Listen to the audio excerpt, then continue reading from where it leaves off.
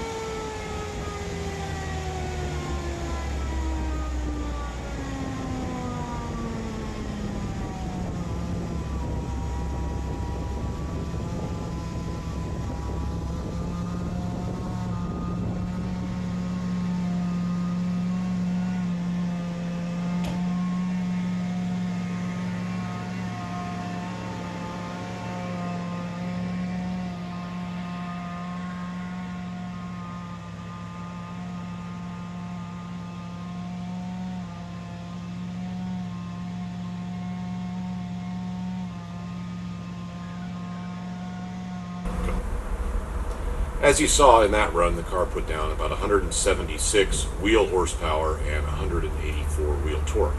Now, maybe that's not a lot by modern standards, but in 1985, that's more power than a Porsche 911, which was a very fast car in its day. So, by the standards of its day, this car is really quick. And by modern standards, it's quicker than most Minis, Miatas, Fiat 124s, Toyobarus, or cars in that category. So, it's pretty darn quick. The car has a supercharger kit from HPSI, High Performance Store Incorporated. It is a screw type, or more correctly called a Leicholm type supercharger, no intercooler. The engine itself, meaning the complete long block, is entirely stock, except that it has 8.5 to 1 forged pistons.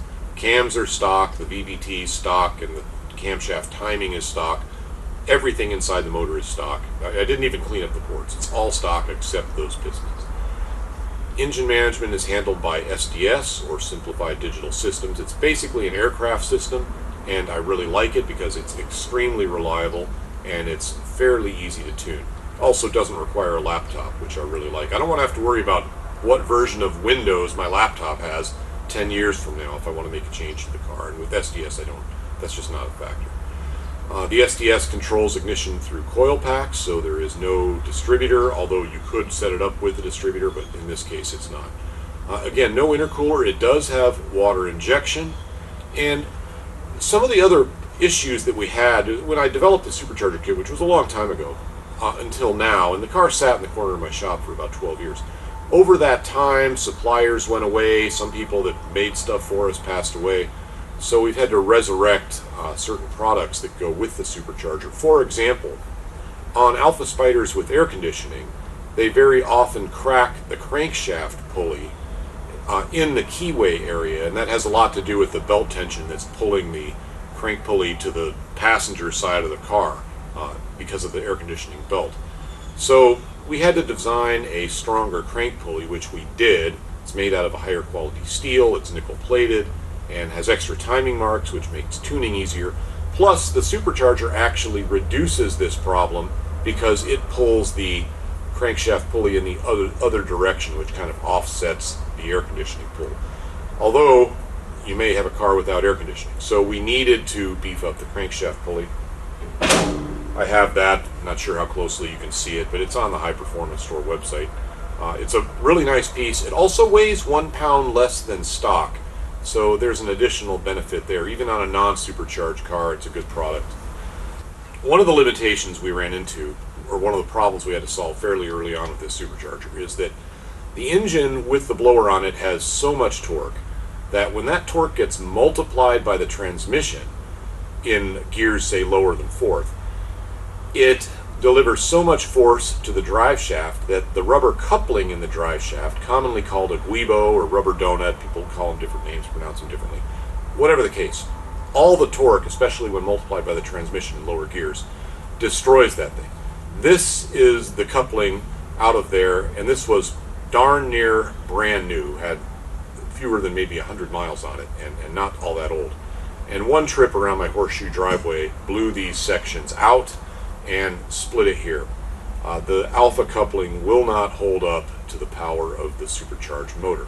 Now, there are racers that get away with these donuts because they're generally making power at much higher RPM. They're not delivering that amount of torque down at the low end that we are, and not as suddenly either in most cases.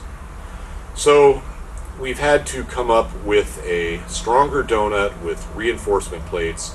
Alexander, who works here, got permission from Paul Spruill, I think Paul Spruill Sr., to basically emulate what he had done in the past. So at High Performance Store Incorporated, which is hpsimotorsports.com, we have the improved donuts now that are almost certainly not going to blow. We certainly haven't had any problems in testing it. We've been testing this setup a lot.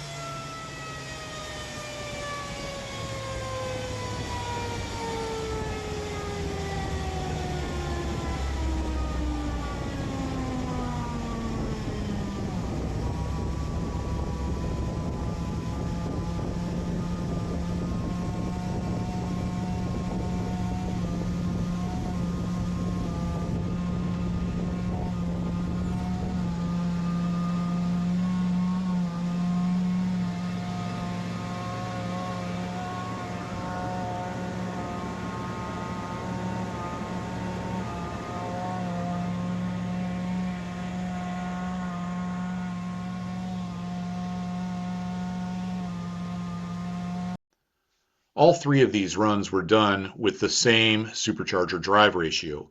The car has some minor changes to bump up power during the blue run. All these runs were done within about the same hour. Temperature in the shop was between 56 and 57 degrees Fahrenheit, which is cool, but atmospheric pressure was low. The dyno was calculating only a 1% correction factor, so these numbers are very close to what you would have on a standard day.